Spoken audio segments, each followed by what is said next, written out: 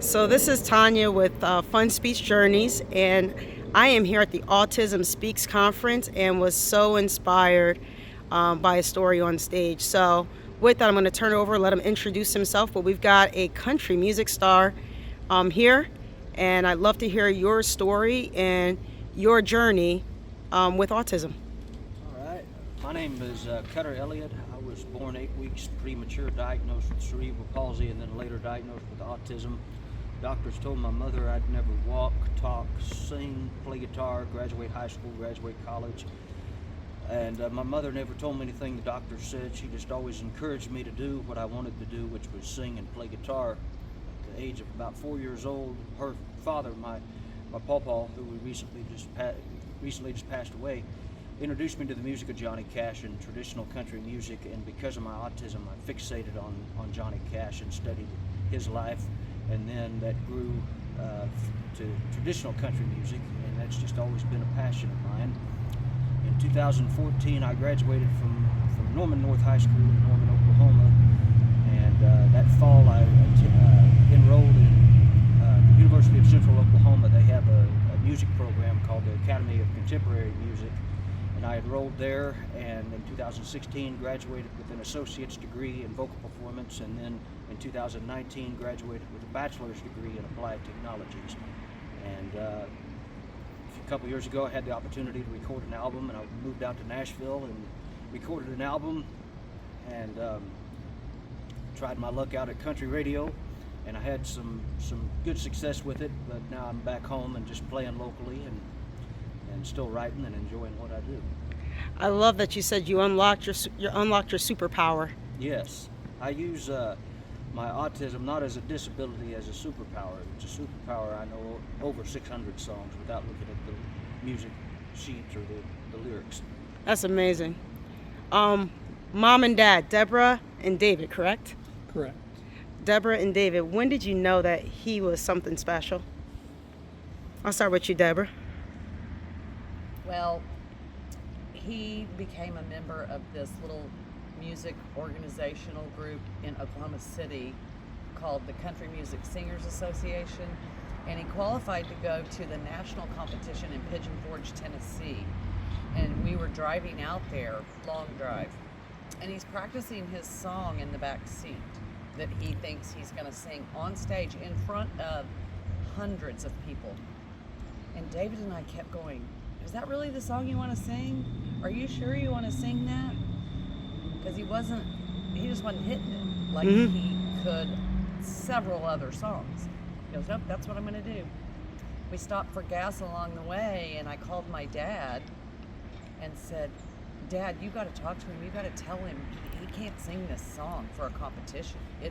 He's going to be embarrassed when he sees the video.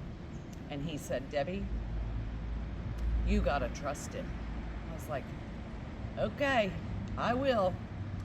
We get there, Cutter comes out on stage, they introduce him, big stage, lights come on, he opens his mouth, David and I were sinking in our chairs, and all of a sudden he starts singing, and we just looked at each other.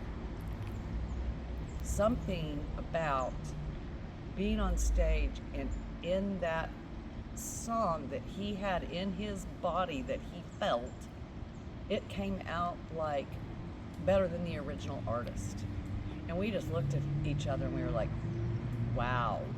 And we just knew right then that he excels in that setting. That's what he feels like he can do. And so we just kept promoting that the whole time he was growing up, and got him guitar lessons and more voice lessons. And That's awesome. so Now, David, I got to ask you, at what point did you say, okay, like, how do I continue to fuel his passion?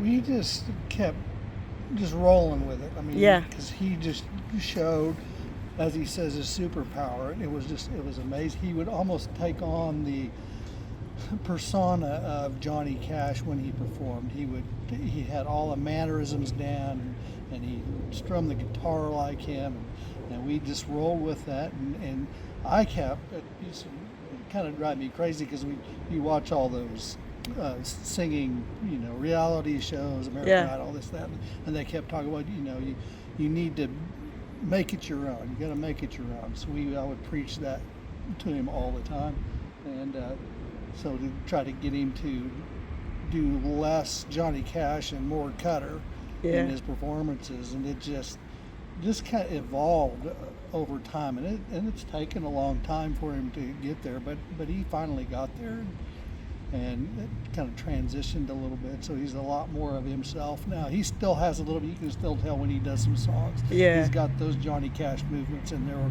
with George Strait. That's cool. Which was, that was another thing, is trying to get him to branch out into newer music. He was so fixated on Johnny that there had to be some sort of a connection with whatever else he was going to do to get him to branch out for new music. There had to be some kind of connection back to Johnny Cash. Let me ask you, this is going to be an impossible question. What's your favorite Johnny Cash song? Don't Take Your Guns to Town. Don't Take Your Guns. That's my favorite Johnny Cash song because when I was a little boy, and then when my mother was a little girl, my pawpaw, her dad, would sing that to both of us when we were kids to go to sleep. Ah, that's beautiful. So that's the one that's nearest and dearest to my heart. Do you have a message for your parents? Just thank you for encouraging me, and appreciate the love and support. Do you guys have a message for all the other parents out here that are navigating autism with their kids? Well, I just think, like Cutter says,